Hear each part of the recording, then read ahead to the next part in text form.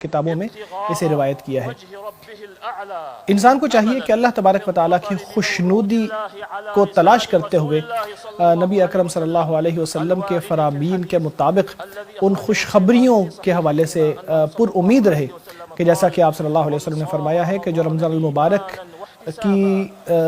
میں روزے رکھتا ہے اللہ تبارک و تعالیٰ کی عبادت کرتے ہوئے اور اجر کی نیت سے، تو اس کے پچھلے گناہ معاف ہو جاتے ہیں۔ لوگوں کو یاد رکھنا چاہیے کہ مسلمانوں کو برا بھلا کہنا، ان کو گالیاں دینا فسق و فجور ہے، جیسا کہ نبی اکرم صلی اللہ علیہ وسلم سے صحیح روایت میں ثابت ہے۔ اس فسوق کا مراد یہ ہے کہ اللہ تبارک و تعالیٰ کے حدود سے تجاوز ہے اور اس کی نافرمانی ہے، جس کے ذریعے انسان اپنے نفس پر ظلم کرتا ہے۔ پھر ایمان میں اس کی وجہ سے کمی بھی آتی ہے، کیونکہ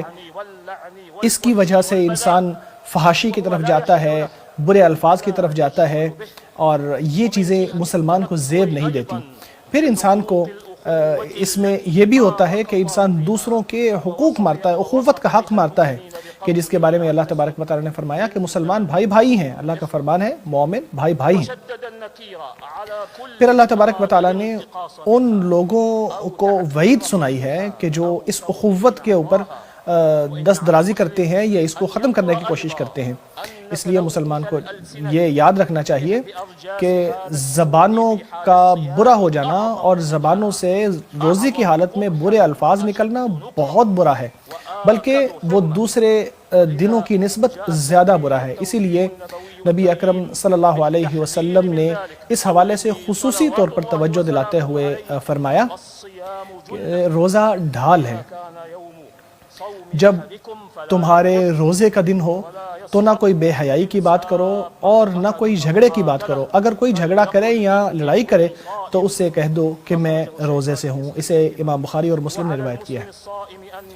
روزہ دار مسلمان کو چاہیے کہ وہ اپنے آپ کو یہ بات یاد دلاتا رہے تاکہ اپنے نفس کے شر کے اوپر غالب آ جائے، اور اپنے بھائی کو بھی اس چیز کی یاد دلائے تاکہ اسے اللہ تبارک و تعالیٰ کی رحمت اسے نصیب ہو جائے اور وہ تمام برائیوں سے پیچھے ہٹ جائے، اور جس چیز کی طرف وہ آ رہا تھا یا زیادتی کی طرف جا رہا تھا اس سے پیچھے ہٹ جائے۔ اس حوالے سے نبی اکرم صلی اللہ علیہ وسلم کی اس حدیث میں ہمیں یہ بھی نظر آتا ہے کہ آپ نے لوگوں کو یہ تلقین کی ہے کہ اپنے نفس کو روکیں، تمام برائیوں سے روکیں، اور لوگوں کی برائیوں کے مقابلے میں برائی کرنے سے بھی روک کر رکھے۔ جب کوئی برے الفاظ استعمال کرے تو اس کے جواب میں برے الفاظ استعمال نہ کریں۔ عداوت اور بغض اور جھگڑے اور جو دوریاں ہیں وہ اس کی وجہ سے پیدا ہو جاتی ہیں۔